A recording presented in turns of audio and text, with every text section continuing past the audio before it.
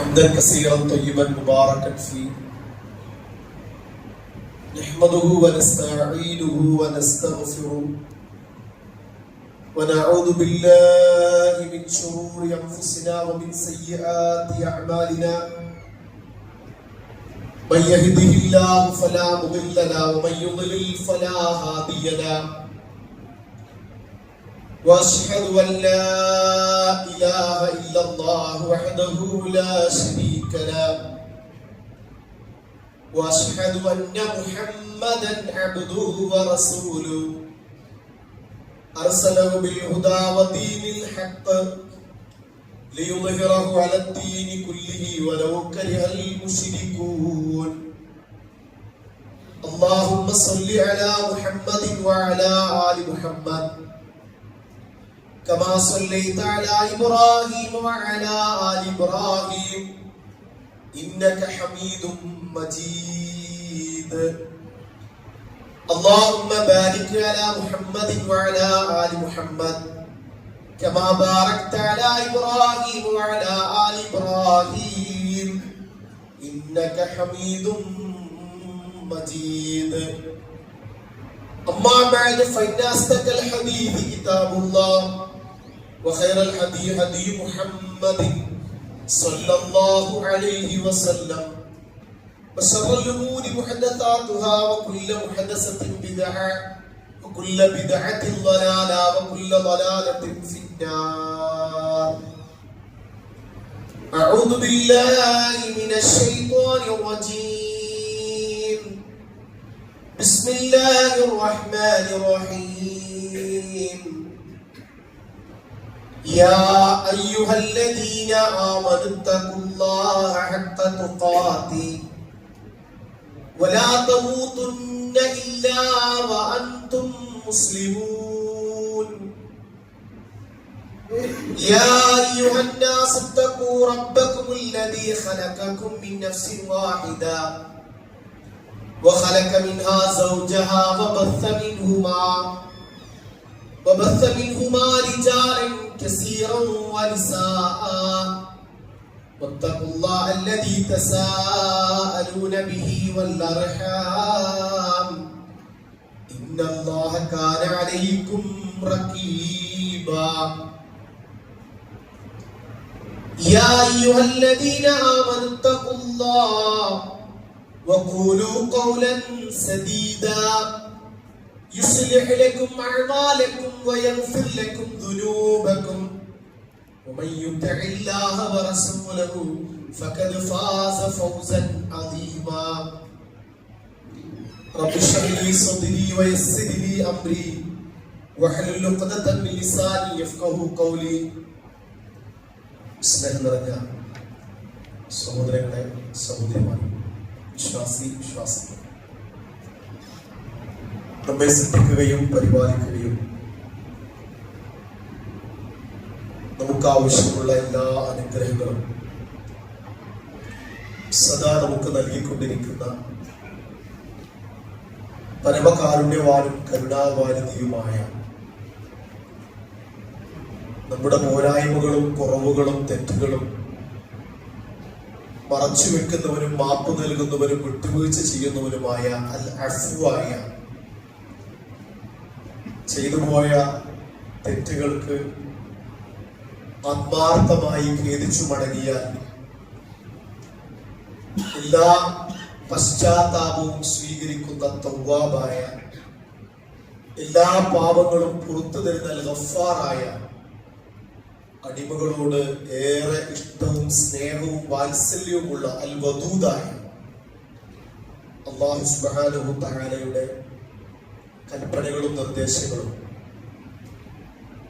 അഷ്റഫുൽ ഖൽഖ് മുഹമ്മദ് മുസ്തഫ റസൂൽ കരീം സ്വല്ലല്ലാഹു അലൈഹി വസല്ലമയുടെ ജീവിതചര്യകൾ കൂടുതൽ കേൾക്കാനും പഠിക്കാനും സാധ്യമായ രീതിയിൽ നമ്മുടെ വ്യക്തി ജീവിതത്തിൽ, നമ്മുടെ കുടുംബ ജീവിതത്തിൽ, നമ്മുടെ സാമൂഹികമായ ബന്ധങ്ങളിൽ, നമ്മുടെ സാമ്പത്തികമായ ഇടപാടുകളിൽ തഖ്വയോടെ സൽക്കർമ്മങ്ങൾ പ്രവർത്തിച്ച് പോരായ്മകളിൽ അല്ലാഹുവോട് ഖേദിച്ചു മടങ്ങി ഈമാൻ നിലനിർത്താൻ വേണ്ടി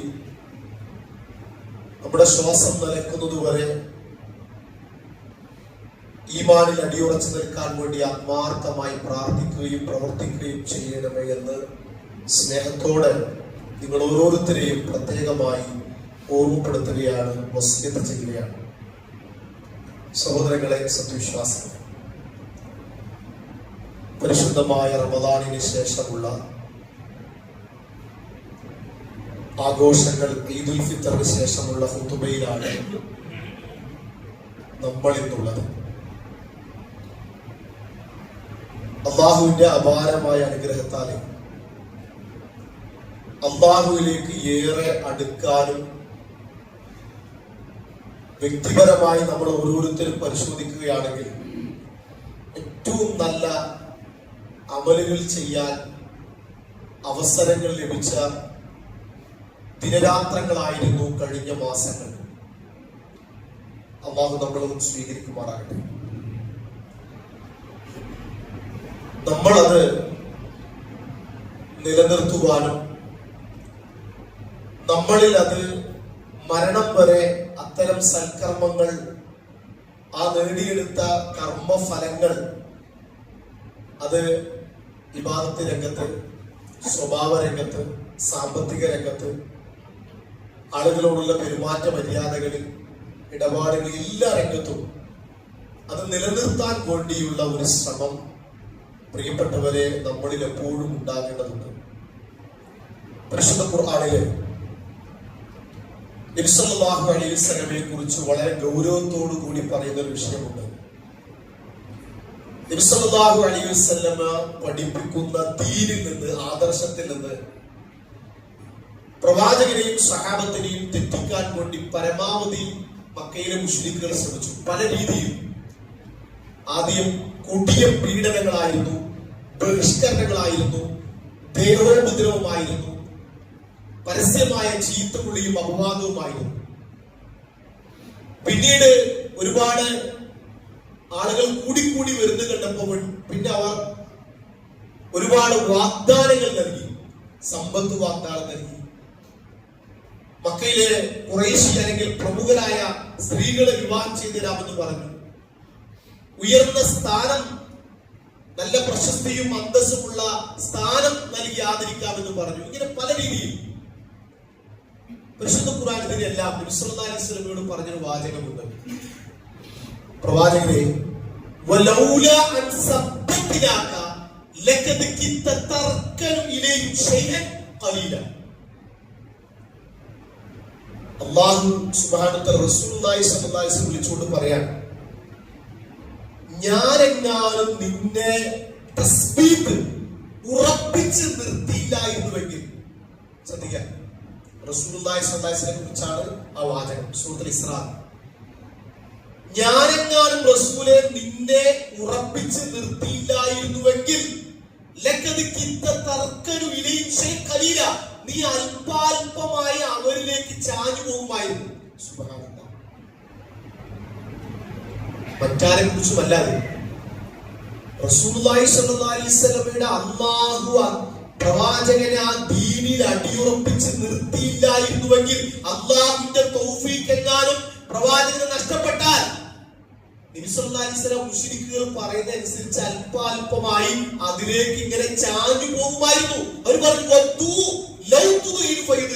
നീ ഒന്ന് അല്പം സോഫ്റ്റ് ആക്കിയാൽ, ഒന്ന് മയപ്പെടുത്തിയാൽ അവരും മയപ്പെടുത്തും.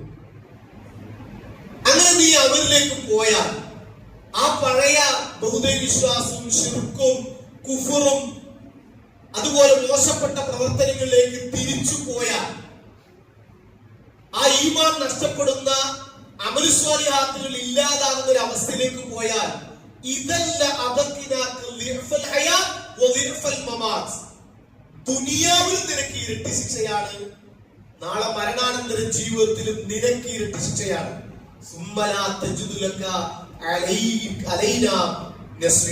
പിന്നെ നമ്മുടെ അടുക്കൽ നിന്ന് ഒരു സഹായവും നിനക്ക് കണ്ടെത്താൻ സാധ്യമല്ല. സഹോദരങ്ങളെ, സഹോദരിമാരെ, നമ്മള് ഏറെ ഗൗരവത്തോടു കൂടി ശ്രദ്ധിക്കേണ്ടുന്ന ഒരായത്താണ്. റസൂലുള്ളാഹി സ്വല്ലല്ലാഹു അലൈഹി വസല്ലമയ്ക്ക് പോലും ദീനിൽ അടിയുറച്ചു നിൽക്കണമെങ്കിൽ അള്ളാഹുവിന്റെ തൗഫീഖ് വേണം. അള്ളാഹുവിന്റെ അപാരമായ അനുഗ്രഹവും തൗഫീഖും ഉള്ളത് കൊണ്ടാണ് നബി സല്ലല്ലാഹു അലൈഹി വസല്ലം ദീനിൽ ഉറച്ചു നിന്നത്. ഇനി ഗൗരവത്തോടുകൂടി നീ എങ്ങാനും അതിലേക്ക്, ആ പഴയ കുഫറിലേക്ക്, ശിർക്കിലേക്ക്, അനാവശ്യമായ അല്ലെങ്കിൽ ദീൻ പഠിപ്പിക്കാത്ത ആ പ്രവർത്തനത്തിലേക്ക് തിരിച്ചു പോയാൽ ദുനിയാവിലും ഇരട്ടി ശിക്ഷ. സാധാരണ ഒരാൾക്ക് ഒരു ശിക്ഷയാണ്, പക്ഷെ അതല്ല. കാരണം റസൂലാണ്, ഈ ഉന്നതമായ സ്ഥാനം അലങ്കരിക്കുക. അതുകൊണ്ട് നിനക്ക് ഇരട്ടി ശിക്ഷയാണ്. ദുനിയാവിലും ഡബിൾ ശിക്ഷയാണ്, മരണാന്തര ജീവിതത്തിലും ഇരട്ടി ശിക്ഷയാണ് നൽകുക. സഹോദരങ്ങളെ, അള്ളാഹു ആ പ്രവാചകനെ ദീനിൽ അടിയുറച്ചു നിർത്തി. അതുകൊണ്ടാണ് റസൂലുള്ളാഹി സ്വല്ലല്ലാഹു അലൈഹി വസല്ലമ ശ്രദ്ധിക്കുക, ഏറ്റവും കൂടുതൽ പ്രാർത്ഥിച്ച പ്രാർത്ഥനകളിൽ രണ്ടെണ്ണം അല്ലാഹുമ്മ യാ മുഖല്ലിബൽ ഖുലൂബി സബ്ബിത് ഖൽബി അലാ ദീനിക്. നബി സല്ലല്ലാഹു അലൈഹി വസല്ലം ഏറ്റവും കൂടുതൽ ദുആ ചെയ്ത ദുആ, എന്റെ ഹൃദയത്തെ നിന്റെ ദീനിൽ അടിയുറച്ചു നിർത്തണമേ. ഉമ്മു സലമ റളിയല്ലാഹു ചോദിച്ചു, അല്ല പ്രവാചകരെ, എന്തിനാണ് ഇങ്ങനെ ദീനിൽ അടിയുറച്ചു നിർത്താൻ വേണ്ടി എപ്പോഴും നിങ്ങൾ പ്രാർത്ഥിക്കുന്നത് എന്തിനാണ്? ഉമ്മു സലമ റളിയല്ലാഹു പറഞ്ഞു, നമ്മുടെ ഹൃദയം അല്ലാഹുവിന്റെ വിരലുകൾക്കിടയിലാണ്. അല്ലാഹു ഉദ്ദേശിക്കുന്ന സമയത്ത് അതിന് ഉറപ്പിച്ചു നിർത്തും, അല്ലെങ്കിൽ തെറ്റിച്ചു കളയും. അതുകൊണ്ട് എന്റെ ഹൃദയത്തെ ദീനിൽ ഉറപ്പിച്ചു നിർത്താൻ ഞാൻ പ്രാർത്ഥിക്കുകയാണ് ഉമ്മു സലമ എന്ന് നബി സല്ലല്ലാഹു അലൈഹി വസല്ലം ഭാര്യയോട് പറയുകയാണ്. സഹോദരങ്ങളെ, നമ്മൾ എത്രമാത്രം ഗൗരവത്തോടുകൂടി ശ്രദ്ധിക്കണം. അത് സ്വഹാബികൾ ചോദിച്ചു. നബി സല്ലല്ലാഹു അലൈഹി വസല്ലം ഈ പ്രാർത്ഥന അധികരിച്ചപ്പോ സ്വഹാബികളുടെ ചോദ്യം ഇതാണ്, യാ റസൂലല്ലാഹ് ആമന്നാ ബിക വബിമാ ജഇത ബിഹി ഫഹൽ തഖാഫു അലൈനാ. റസൂലേ, ഞങ്ങൾ നിങ്ങളിൽ വിശ്വസിച്ചവരാണ്. ശിർക്കിലും കുഫ്റിലും കഴിഞ്ഞ് ഞങ്ങൾ നിങ്ങൾ കൊണ്ടുവന്ന ആദർശത്തിൽ വിശ്വസിച്ചവരാണ്. വബിമാ ജഇത ബിഹി, നിങ്ങൾ കൊണ്ടുവന്നതിൽ, ഖുർആനിൽ ഹദീസുകളിൽ എന്തെല്ലാം പഠിപ്പിച്ചതെല്ലാം ഞങ്ങൾക്ക് അതിലൊരു ചാഞ്ചാട്ടമില്ല. ഫഹൽ തഖാഫു അലൈനാ, എന്നിട്ടും ഞങ്ങളുടെ മേൽ നിങ്ങൾ ഭയപ്പെടാ. സ്വഹാബികളെ ചോദിക്കുന്നു, നമ്മളല്ല. എന്നിട്ട് ഞങ്ങൾ തീർന്നു തെറ്റിപ്പോകുമ്പോ എന്ന് നിങ്ങൾ ഭയപ്പെടുകയാണോ? റസൂൽ സല്ലല്ലാഹു അലൈഹി വസല്ലം പറഞ്ഞു, അതെ, നിങ്ങളുടെ കാര്യത്തിലും ഭയമാണ്. അതുകൊണ്ടാണ് ഇത് ഏറ്റവും കൂടുതൽ പ്രാർത്ഥിക്കണമെന്ന് സ്വഹാബികളോടാണ് കൽപ്പിക്കുന്നത്. നമ്മൾ സാധാരണ പ്രസംഗം കേട്ട് അങ്ങനെ പിരിഞ്ഞു പോകരുത്.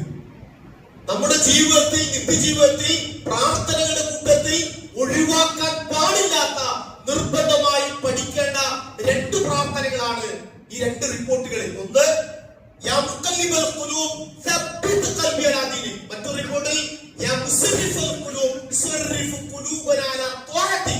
അല്ലാഹുവേ, നിന്നെ അനുസരിക്കുന്നതിലേക്ക് എന്റെ ഹൃദയത്തെ നീ തിരിച്ചുവിടണമേ എന്ന് റസൂലുള്ളാഹി സ്വല്ലല്ലാഹു അലൈഹി വസല്ലം നിരന്തരമായി പ്രാർത്ഥിച്ചിരുന്നത് ആയിഷ റളിയല്ലാഹു അൻഹ റിപ്പോർട്ട് മറ്റൊരു ഹദീസ്. ഇതിൽ മുആദ് ഇബ്നു ജബൽ റളിയല്ലാഹു ഈ ഹദീസ് കേട്ടിട്ട് അദ്ദേഹം ഈ ഹദീസ് പഠിച്ചിട്ട് അദ്ദേഹം സൂറത്തുൽ ആൽ ഇംറാനിലെ 8ാമത്തെ ആയത്ത് ഓതി, റബ്ബനാ ലാ തുസിഗ് ഖുലൂബനാ ബഅദ ഇദ് ഹദൈതനാ വഹബ് ലനാ മിൻ ലദുൻക റഹ്മ ഇന്നക അൻതൽ വഹ്ഹാബ്. അല്ലാഹുവേ, ഞങ്ങളുടെ റബ്ബേ, നീ ഞങ്ങളെ ഹിദായത്തിലാക്കിയ ശേഷം ഞങ്ങളുടെ ഹൃദയത്തെ നീ തെറ്റിച്ചു കളയരുത്. അത് വലിയൊരു അനുഗ്രഹമാണ്. ഈ ദുനിയാവിൽ ഒരു മനുഷ്യന് കിട്ടുന്ന ഏറ്റവും വലിയ നിയമത്താണ് സഹോദരങ്ങളെ ഹിദായത്ത്, സന്മാർഗം. ആ സന്മാർഗം നമ്മൾ നഷ്ടപ്പെട്ടു പോയാൽ നമുക്ക് പിന്നെ എന്തുണ്ടായിട്ടും, നമ്മൾ എത്ര സമ്പത്തിനോ, എത്ര ആരോഗ്യവാനോ, എത്ര സൗകര്യങ്ങളോ, ദുനിയാവിൽ എന്തെല്ലാം നേട്ടങ്ങൾ നേടിയാലും അതെല്ലാം താണ വിഭവങ്ങളാണ്, ഏറ്റവും മോശമായ ചരക്കുകളാണ് എന്നാണ് ഖുർആൻ നമുക്ക് പഠിപ്പിച്ചത് ഹിദായത്ത് എന്ന അനുഗ്രഹത്തിന്റെ മുമ്പിൽ. അതുകൊണ്ട് നമ്മൾ വളരെയധികം പ്രാർത്ഥിക്കണം, ദുആ ചെയ്യണം, നമ്മുടെ ഈമാൻ ദീനിൽ അടിയുറച്ചു നിർത്താൻ വേണ്ടി. അതെന്തിനാണ് ഇപ്പോൾ നമ്മളോടാണ്, സ്വഹാബികളോടാണ് കൽപ്പന. നോക്കൂ, നിങ്ങൾ ഒരിക്കല് നമ്മള് വളരെ ഗൗരവത്തോടു കൂടി കാണേണ്ട ഹദീസുകളാണ്. നബി സല്ലല്ലാഹു അലൈഹി വസല്ലം കാലഘട്ടത്തിൽ ബനു നജ്ജാർ ഗോത്രത്തിൽപ്പെട്ട ഒരാൾ മുനാഫിക്കായിരുന്നു. അദ്ദേഹം മുശ്രിക്കായിരുന്നു. അദ്ദേഹം ചില റിപ്പോർട്ടിൽ കാണാം അദ്ദേഹം നസ്രാനി, ക്രൈസ്തവ സഹോദരനായിരുന്നു. ബനു നജ്ജാർ ഗോത്രത്തിൽപ്പെട്ട ആൾ മുസ്ലിമായി. ഇസ്ലാമിലേക്ക്. അങ്ങനെ നബി സല്ലല്ലാഹു അദ്ദേഹത്തിന് എഴുത്തും വായനയും അറിയുന്ന ഒരാളായിരുന്നു അദ്ദേഹം. ശ്രദ്ധിക്കണം, നബി സല്ലല്ലാഹു അലൈഹി വസല്ലം വന്ന് ഇസ്ലാമിനെ കുറിച്ച് പഠിച്ച് മനസ്സിലാക്കി ഷഹാദത്ത് കലിമ ഉച്ചരിച്ചു അദ്ദേഹം. അപ്പൊ അദ്ദേഹത്തിന് നല്ല എഴുത്തും വായനയും അറിയുന്നത് കൊണ്ട് നബി സല്ലല്ലാഹു അലൈഹി വസല്ലം അദ്ദേഹത്തെ വഹി എഴുത്തുകാരൻ കൂട്ടത്തിൽ ഉൾപ്പെടുത്തി എഴുതാൻ വേണ്ടി കിതാബുകളൊക്കെ ഓതിക്കൊടുക്കാൻ. നബി സല്ലല്ലാഹു അലൈഹി വസല്ലം ആയത്തിറങ്ങും, നബി സല്ലല്ലാഹു അലൈഹി വസല്ലം മനപ്പാഠം പഠിക്കും. ഇതിൽ പ്രവാചകൻ ഓതിക്കൊടുക്കുമ്പോ സ്വഹാബികൾ അലി റളിയല്ലാഹു പോലെ, മുആവിയ റളിയല്ലാഹു പോലെ, സയ്യിദ് ഇബ്നു സാബിത്ത് റളിയല്ലാഹു പോലെ പ്രഗൽഭരായ സ്വഹാബികളുടെ കൂട്ടത്തിൽ ഈ മനുഷ്യൻ എഴുതാൻ അറിഞ്ഞുകൊണ്ട് ഇദ്ദേഹത്തെ വഹി എഴുതാൻ വേണ്ടി ഏൽപ്പിച്ചു. റസൂൽ ഓതിക്കൊടുക്കും. അങ്ങനെ ഇദ്ദേഹം കുറെ 2 സൂറത്തുകൾ പരിശുദ്ധ ഖുർആനിൽ സഹ്റാവത്തൈനി എന്നറിയപ്പെടുന്ന 2 പ്രശോഭിതമായ സൂറത്തുകൾ എന്നറിയപ്പെടുന്ന, നാളെ പരലോകത്ത് കാർമേഘത്തിന്റെ തണലുകൾ പോലെ മഹ്ശറിൽ തണൽ ലഭിക്കുമെന്ന് പറയപ്പെടുന്ന 2 സൂറത്തുകൾ അദ്ദേഹം പഠിച്ചു. സൂറത്തുൽ ബഖറയും സൂറത്തുൽ ആൽ ഇംറാനും. ഇനി അതിൽ വലിയ സൂറത്തില്ല. 286-200 ആയത്തുകൾ അദ്ദേഹം കാണാതെ പഠിച്ചു. അദ്ദേഹം എഴുതി റസൂൽ പഠിപ്പിച്ചു കൊടുത്തു. പക്ഷെ അദ്ദേഹം കുറെ കഴിഞ്ഞപ്പോ അദ്ദേഹത്തിന് നബി സല്ലല്ലാഹു അലൈഹി വസല്ലം എഴുത്തും വായന അറിയില്ല.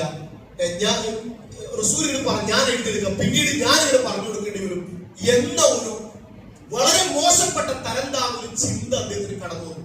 അദ്ദേഹം വീണ്ടും ശ്രദ്ധിക്കണം, ഇത് വേറൊരു സദസ്സിലല്ല, ഏതെങ്കിലും നമ്മുടെ നാട്ടിലെ പള്ളിയിൽ നിന്ന് ഒരാൾ മാറിപ്പോണതല്ല. മുഹമ്മദ് മുസ്തഫ റസൂലുള്ളാഹി സ്വല്ലല്ലാഹു അലൈഹി വസല്ലം അദ്ദേഹം റസൂലുള്ളാഹിയുടെ മുമ്പിൽ വന്ന് ഇസ്ലാം സ്വീകരിച്ച് മുസ്ലിമായി ഖുർആൻ എഴുത്തുകാരെ ഉൾപ്പെടുത്തി ഖുർആൻ എഴുതാൻ മഹത്തായ ഭാഗ്യം ലഭിച്ച ആ മനുഷ്യൻ പിന്നെയും മുർത്തദ്ദായി അദ്ദേഹം വീണ്ടും ക്രിസ്തുമതത്തിലേക്ക് തിരിച്ചുപോയി. എന്നിട്ട് അവിടെ പോയിട്ട് എന്താ പറഞ്ഞോ? അവിടെ പോയിട്ട് പറഞ്ഞ വാചകതാണ്, അതായത് മുർത്തദ്ദാവ് പലരും ദീൻ അവർക്ക് നഷ്ടപ്പെട്ടത് വരാം, ഈമാൻ നഷ്ടപ്പെട്ടത്. പക്ഷെ അദ്ദേഹം അവിടെ പോയിട്ട് പറഞ്ഞു മാ യദ്രി മുഹമ്മദ് ഇല്ലാ മാ കതബ്തുലഹു, ആ മുഹമ്മദിനൊന്നും അറിയില്ല, ഞാൻ എഴുതി കൊടുക്കണം. റസൂലുള്ളാഹിക്ക് അറിയില്ല, കാരണം റസൂൽ ഉമ്മിയാണ്. അത് ഖുർആൻ പറഞ്ഞാണ്, എഴുത്തും വായന റസൂലുള്ളാഹിക്ക് അറിയില്ല. അത് എങ്ങനെ ഖുർആൻ വിശ്വസിച്ചുള്ളൂ. മുഹമ്മദിന് ഒന്നും അറിയില്ല, ഞാൻ എഴുതിയല്ലാതെ നോക്കാൻ, ഞാൻ എന്തെങ്കിലും എഴുതിയാൽ അതേ അറിയുള്ളൂ എന്നും റസൂൽ ഇകഴ്ത്തി സംസാരിച്ചു. സ്വാഭാവികമായി അദ്ദേഹം മരണപ്പെട്ടു. ആ ക്രൈസ്തവ ആ മനുഷ്യൻ മുസ്ലിമായി സ്വഹാബിയായി പിന്നീട് ക്രിസ്തു മതത്തിലേക്ക് തിരിച്ചുപോയ മനുഷ്യൻ മരണപ്പെട്ടപ്പോ ക്രൈസ്തവ രീതിയിൽ അവർ അടക്കം ചെയ്തു. ഇമാം ബുഖാരി മുസ്ലിം റിപ്പോർട്ട് ചെയ്ത ഹദീസാണ്. സഹോദരങ്ങളെ, സ്വഹാബിയായ ഒരു മനുഷ്യന് ഭാഗ്യം ലഭിച്ച് പിന്നീട് മുർത്തദ്ദായി, കാഫിറായി, മുശ്രിക്കായി, പിന്നെ നരകാവകാശിയായി അദ്ദേഹം മരണപ്പെടുകയാണ്. അപ്പൊ അദ്ദേഹം മരണപ്പെട്ടപ്പോ ക്രൈസ്തവ രീതിയിൽ അടക്കം ചെയ്തു. അല്പം കഴിഞ്ഞ അടക്കം ചെയ്ത് പിറ്റേ ദിവസം ആ മയ്യത്ത് പുറത്തു വന്നു. അപ്പൊ ആളുകൾ പറഞ്ഞു, അവിടുത്തെ ക്രൈസ്തവ സഹോദരങ്ങൾ പറഞ്ഞു, ഇത് ആ മതത്തിൽ വിട്ടുന്നൊരു മുഹമ്മദ് അനുയായികളും ചെയ്തതായിരിക്കാം എന്നവർ പറഞ്ഞു. ഒരു വലിയൊരു 2ാം ദിവസം അതിനേക്കാൾ വലിയൊരു കുടി പിടിച്ചു. എന്നിട്ട് അതിന്റെ അടക്കം ചെയ്തു. 2ാം ദിവസം കഴിഞ്ഞ് വീണ്ടും ആ മയ്യത്ത് പുറത്തു വന്നു. 3ാം ദിവസം അതിനേക്കാൾ വലിയൊരു കുടി പിടിച്ചു. എന്നിട്ട് 3ാം ദിവസം അത് അടക്കം ചെയ്തു. 4ാമത്തെ ദിവസം ആ മയ്യത്ത് വീണ്ടും പുറത്തു വന്നു. അവര് പറഞ്ഞു, ഇത് ആ ജനങ്ങളെ കൊണ്ട് ചെയ്യാൻ പറ്റുന്ന കാര്യമില്ല, ഈ മയ്യത്തിനെ പറയുന്നത് റബ്ബിന്റെ, ഇത് ജനങ്ങളെ റബ്ബ് ചെയ്ത പണിയാണ്, ഇതിന് ഞങ്ങൾക്ക് അടക്കം ചെയ്യാൻ. മയ്യത്തിനോട് പോലും ആളുകൾക്ക് ഒരു മയ്യത്തിനൊരു പരിഗണന പോലും ആളുകൾ നൽകാതെ അതിന് മറമാടാതെ പോയി. അതെങ്ങനെ അല്ലെങ്കിൽ ആളുകൾ അങ്ങനെ നശിപ്പിക്കപ്പെടുന്നത് കൺകൊണ്ടവർ കണ്ടു എന്നാണ്. അതിന് 2 കാരണങ്ങൾ. ഒരു കാരണം ഞാൻ സൂചിപ്പിക്കും പിന്നീട്. ഇവിടെ നമ്മള് പഠിക്കേണ്ട സഹോദരങ്ങളെ, ഒരു മനുഷ്യൻ റസൂലുള്ളാഹി അടുക്കൽ വന്ന് മുസ്ലിമായി സഹാബിയായിട്ട് ഷഹാദത്ത് കൽപ്പിച്ച് ദീൻ പഠിക്കാൻ ഭാഗ്യം ലഭിച്ചിട്ട് ആ മനുഷ്യൻ മുർത്തദ്ദായി പോയി എന്നാണ്.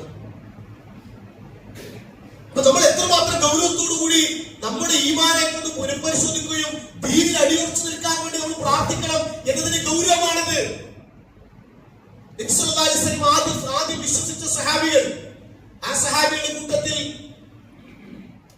ഉമ്മു ഹബീബ റളിയല്ലാഹു അൻഹ, ഉബൈദുല്ലാഹ് ഇബ്നു ജഹ്ഷ്, അവർ രണ്ടുപേരും ഇസ്ലാം സ്വീകരിച്ചു. ഭാര്യ ഭർത്താക്കന്മാരാണ്.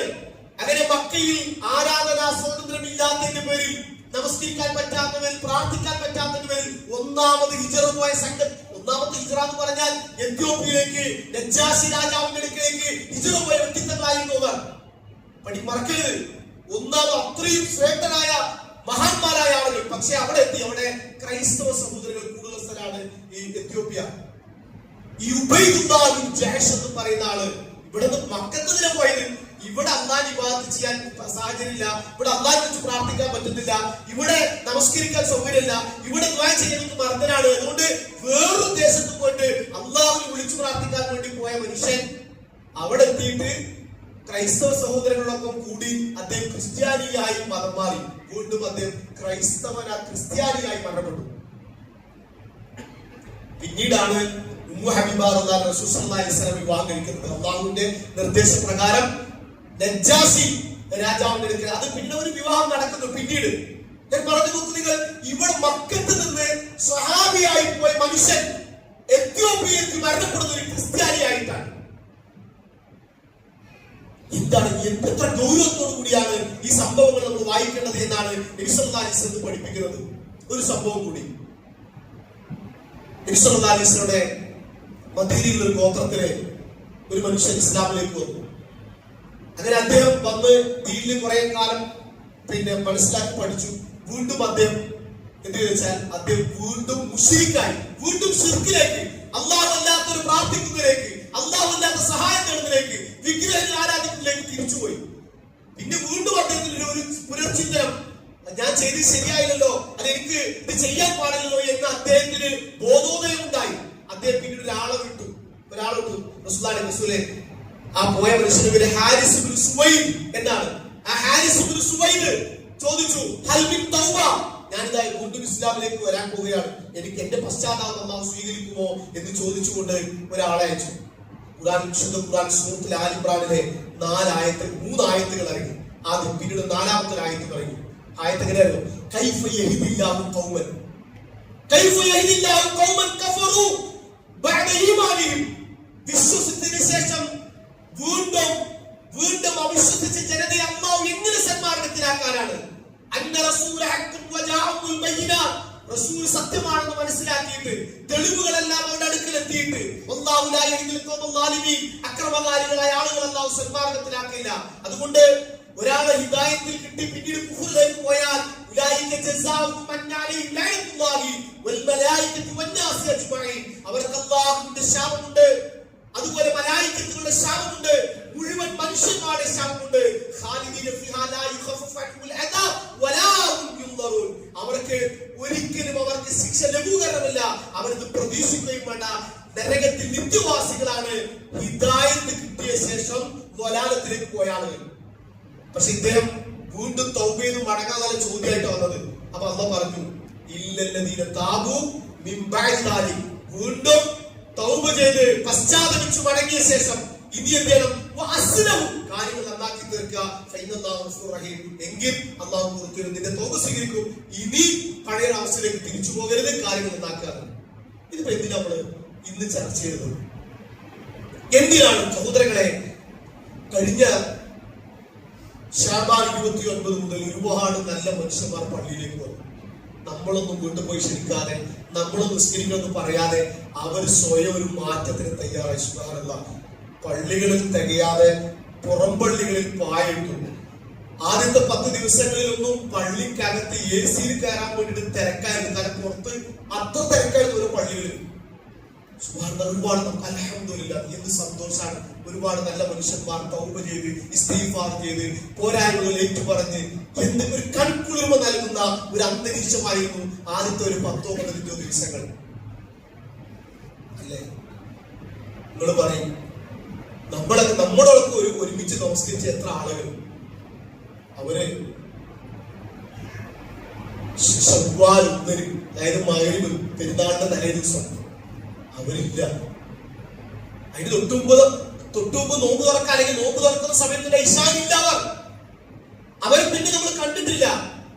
പലരും അവിടെ നമസ്കാരം നിർത്തിയവർ. സഹോദരങ്ങളെ, ഇത് ആ നിർത്തിയവരെ കുറിച്ച് അത് പല കാരണങ്ങൾ ഉണ്ടാകാം. വന്ന് നിലനിർത്തുന്ന ആളുകൾക്കുള്ള ഞാൻ സൂചിപ്പിക്കുന്നത്. കാരണം ഇതിങ്ങനെ കേട്ട് പിരിയാനുള്ളതല്ല ഖുതുബ. അല്ലാഹുവിന്റെ റസൂലാണ് പ്രാർത്ഥിക്കുന്നത് സല്ലല്ലാഹു അലൈഹി വസല്ലം, അല്ലാഹുമ്മ സബ്ബിത് ഖൽബി അലാ ദീനിക്, അല്ലാഹുമ്മ യൻസിറിഫുൽ ഖുലൂബ് സറിഫു ഖുലൂബന അലാ തഅതി, അല്ലാഹുവേ നിന്റെ ദീനം. അല്ലാഹുവിനോട് പ്രാർത്ഥിക്കുക. കാരണം അല്ലാഹുവിന്റെ തൗഫീഖ് ഞാൻ നഷ്ടപ്പെട്ടാൽ, ദീനിൽ നമ്മൾ അല്ലാഹു പിടിച്ചു നിർത്തിയില്ലെങ്കിൽ നമ്മൾ നബിയെ നേരിട്ട് കണ്ടിട്ടില്ല. നബിയിൽ നേരിട്ട് ഉപദേശം കേട്ടവരല്ല നമ്മൾ. നബിയിൽ നിന്ന് നേരിട്ട് ഉപദേശം കേട്ട ചില ആളുകളുടെ അനുഭവങ്ങളാണ് ഞാൻ പറഞ്ഞത്. വീണ്ടും മുർത്തത്തായി പോയ, മുശ്രിക്കായി പോയ, കാഫിറായി പോയ, നരകാവകാശിയായി ബന്ധപ്പെട്ട ചില ആളുകളുടെ റിപ്പോർട്ടുകളാണ് ഞാൻ പറഞ്ഞത്. നമുക്ക് എന്തുറപ്പുണ്ട്? ആയിഷ എന്നാണ് പറയുന്നത്, റസൂൽ സല്ലല്ലാഹു അലൈഹി വസല്ലം ഞാൻ എങ്ങനെ നിർഭയനാകുമെന്നാണ് പറയുന്നത്. എനിക്ക് എങ്ങനെ നിർഭയനായിരിക്കാൻ കഴിയും? അതുകൊണ്ടാണ് ഞാൻ ഇത് പ്രാർത്ഥിക്കുന്നത് എന്നാണ്. സഹോദരങ്ങൾ, അതുകൊണ്ട് നിങ്ങൾ പ്രാർത്ഥിക്കുന്ന ഈ സദസ്സുള്ള ആളുകൾ, സംസാരം കേൾക്കുന്ന ആളുകൾ, ഇങ്ങനെ പ്രസംഗം കേട്ടിട്ട് നന്നായിട്ടുണ്ട്, നല്ല ക്ലാസ് എന്ന് അഭിപ്രായം പറഞ്ഞ് പോകാനല്ല ഞാൻ പറഞ്ഞത്. ഇത് പഠിക്കണം, ഫർളാണ്, പഠിക്കേണ്ടി വേണം. ഇത് കാരണം അത്രയും ഗൗരവത്തോടു കൂടിയാണ് നമ്മുടെ നബി സല്ലല്ലാഹു അലൈഹി വസല്ലം ഈ പ്രാർത്ഥന കൊണ്ടാണ് അല്ലാഹു സ്ഥിരപ്പെടുത്തുന്നത്. നമ്മുടെ പ്രാർത്ഥന ഇല്ലെങ്കിൽ നിങ്ങളുടെ പ്രാർത്ഥന ഇല്ലെങ്കിൽ നിങ്ങൾക്ക് അല്ലാഹു എന്ത് പരിഗണന നൽകാനാണ് എന്നാണ് ഖുർആൻ ചോദിക്കുന്നത്. ദുആ ഇല്ലെങ്കിൽ ഒരു പരിഗണന ഇല്ലാതെ ചോദിച്ചാലല്ലേ തരിക. നമ്മൾ ചോദിക്കണ്ടേ? നിങ്ങൾ ചോദിച്ചില്ലെങ്കിൽ നിങ്ങൾക്ക് ഒരു പരിഗണനയും പഠിച്ചോണ്ടാണ് മാത്രണ്ടായില്ല. അപ്പൊ നമ്മൾ ചോദിക്കണം. പഠിക്കാത്ത ആളുകളുണ്ടാവും, ചിലപ്പോ അറബി അറിയാത്ത ആളുകളുണ്ടാവും, ചിലപ്പോ അതിന് പരിഭാഷ പഠിക്കണം. അതിന് അവസരമുണ്ട്. ഇതിന്റെ എല്ലാ സംവിധാനങ്ങളും നമ്മുടെ വിരൽത്തുമ്പുകളുണ്ട്. നിങ്ങളൊന്ന് ചോദിക്കുക, അന്വേഷിക്കുക മാത്രം മതി, നിങ്ങൾക്ക് എല്ലാം ലഭിക്കും. അപ്പൊ അതുകൊണ്ട് പഠിക്കണം. ചെറിയ കുട്ടികൾ നിങ്ങൾ ഭാര്യയോട് സംസാരിക്കണം. ചിലപ്പോ ഇവിടെ ഒരു പക്ഷേ ഞാൻ മനസ്സിലാക്കുന്നത് വളരെ തുച്ഛമായ സഹോദരികൾ മാത്രമേ ഉള്ളൂ. നമ്മുടെ ഭാര്യമാർ പലപ്പോഴും പല പള്ളിയിൽ പോയിട്ടുണ്ടാകണം. ഇല്ലെങ്കിൽ നിങ്ങൾ ഭാര്യമാരത് പഠിപ്പിക്കണം. നമ്മുടെ ഉത്തരവാദിത്തമാണ്. അല്പം കഴിഞ്ഞ് ഇതൊന്നും കുറെ കാലം ഇത് വേണ്ടാന്ന് തോന്നിയാൽ, നമസ്കാരം വേണ്ടാന്ന് തോന്നിയാൽ, നമ്മുടെ ഭാര്യ സ്വഹാബിയൊന്നുമല്ല, നമ്മൾ സ്വഹാബിയുമല്ല. ഇവിടെ സ്വഹാബികളായ ചില ആളുകളുടെ അനുഭവം ഞാൻ പറഞ്ഞത്. സംഭവം ഉമർ ഇബ്നു ഖത്താബ് റളിയല്ലാഹു അൻഹു കരയിപ്പിച്ചൊരു സംഭവം ഹദീസിൽ റിപ്പോർട്ട് ചെയ്യുന്നുണ്ട്. അബ്ദുറഹ്മാൻ ഇബ്നു ഔഫ് റളിയല്ലാഹു അൻഹു, സ്വർഗ്ഗാവകാശികളെല്ലാം അബ്ദുറഹ്മാൻ ഇബ്നു ഔഫ് റളിയല്ലാഹു അൻഹു ഉമ്മു സലമ റളിയല്ലാഹു അൻഹ അടുക്കലേക്ക് എത്തി. ഉമ്മു സലമ റളിയല്ലാഹു അൻഹ പറഞ്ഞു, ഉമ്മ റസൂലുള്ളാഹിയുടെ കാലഘട്ട ശേഷം, റസൂലുള്ളാഹി മരണപ്പെട്ട ശേഷം അബ്ദുറഹ്മാൻ അദ്ദേഹം അത് മുഹാജിറാണ്, ദരിദ്രനായിരുന്നു. പിന്നീട് മദീനയിൽ കച്ചവടത്തിൽ സമ്പന്നനായി, നല്ല പണമുള്ള ഒരുപാട് തോട്ടങ്ങളൊക്കെ ഉള്ള സമ്പന്നനായി മാറി. അപ്പോ പൈസ ഒരുപാട് സമ്പത്ത് കൂടിയപ്പോ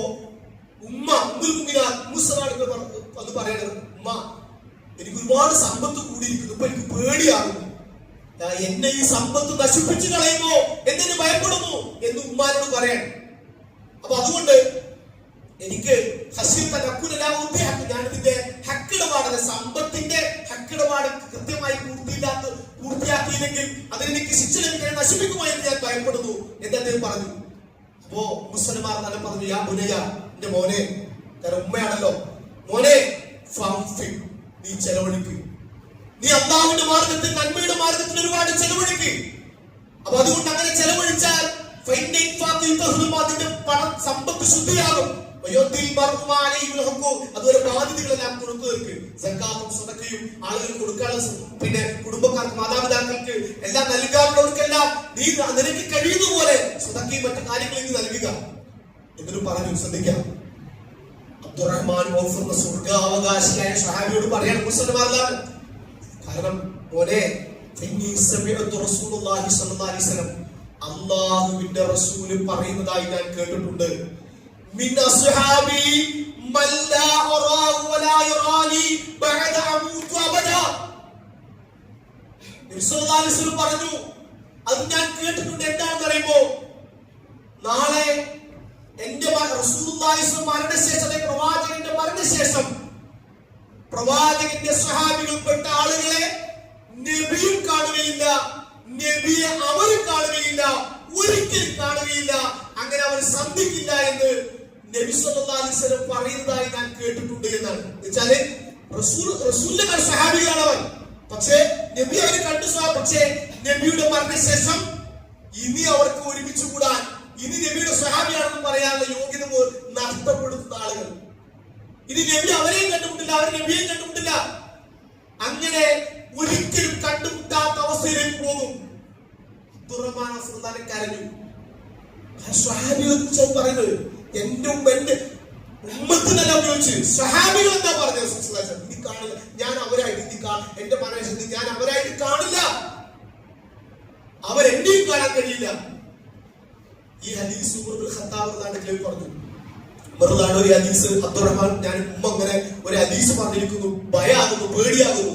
മറുനാട് വേഗം പോയി മുസലമാന്റെ അടുക്കലേക്ക് ചോദിച്ചു, മുസലമ ഉമ്മ അള്ളാഹുവിനെ സത്യം ചെയ്ത് ചോദിക്കുകയാണ്, അള്ളാഹുവിനെ സത്യം ചെയ്ത് ഞാൻ ചോദിക്കാൻ ഉമ്മ, നബി സല്ലല്ലാഹു അലൈഹി വസല്ലം പറഞ്ഞ, നബി സല്ലല്ലാഹു അലൈഹി വസല്ലം സൂചിപ്പിച്ച പ്രവാചകനെ കാണാൻ പറ്റാത്ത ആളുകളെ കുറിച്ച് സംസാരിച്ചല്ലോ, അതിൽ ഞാൻ ഉണ്ടാകുമോ? അതിൽ ഞാൻ കൊണ്ടുവന്നിച്ച് എനിക്കിത് കാണാൻ പറ്റാത്ത, എന്റെ പ്രവാചകനെ കാണാൻ പറ്റാത്ത ഒരു അവസ്ഥ എനിക്കുണ്ടാകുമോ? മുസൽമാൻ തന്നെ പറഞ്ഞു, ഇല്ല, നിങ്ങൾ അതിൽ പെടുക. നിങ്ങൾക്ക് നബിയെ കാണാം, നബിക്ക് നിങ്ങളെയും ഇൻഷാ അല്ലാഹ് കാണാം. പക്ഷെ മുസൽമാൻ തന്നെ പറഞ്ഞ അടുത്ത വാചകം, ഇനി ഇതേ ചോദ്യം വേറൊരാൾ എന്നോട് ചോദിക്കരുത്. ഇനി ഇതേ ചോദിക്കാൻ താങ്കളെ കുറിച്ച് എനിക്കറിയാൻ പറയാം. ഇനി ഈ ചോദ്യം എനിക്ക് നിങ്ങൾ ചോദിച്ചാൽ അവരെ കുറിച്ച് എനിക്ക് പറയാൻ സാധ്യമല്ല എന്ന് മുസൽമാൻ തന്നെ പറയുന്നത്. സ്വഹാബികളെ കുറിച്ചാണ് പറയുന്നത്. സഹോദരങ്ങളെ, നമ്മളൊക്കെ ഈ ദീനില് ഇത്തരം ഒരു ദീനീയ സാഹചര്യത്തിൽ അല്ലാഹുവിന്റെ വലിയ അനുഗ്രഹം.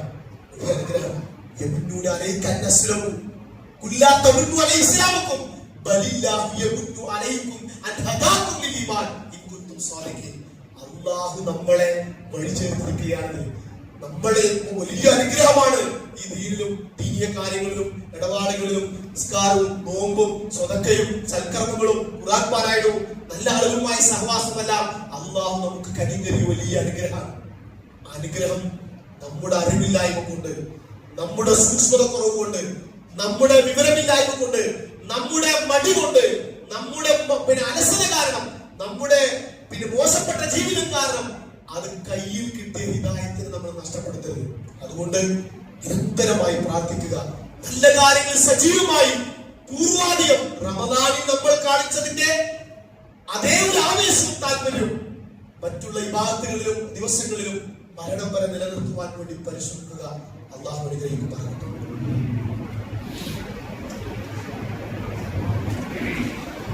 അൽഹംദുലില്ലാഹി റബ്ബിൽ ആലമീൻ ഹംദൻ കസീറൻ തയ്യിബൻ മുബാറകൻ ഫീഹി. സല്ലല്ലാഹു അലൈഹി വസല്ലം. സ്നേഹം നിറഞ്ഞ സഹോദരങ്ങളെ, സത്യവിശ്വാസി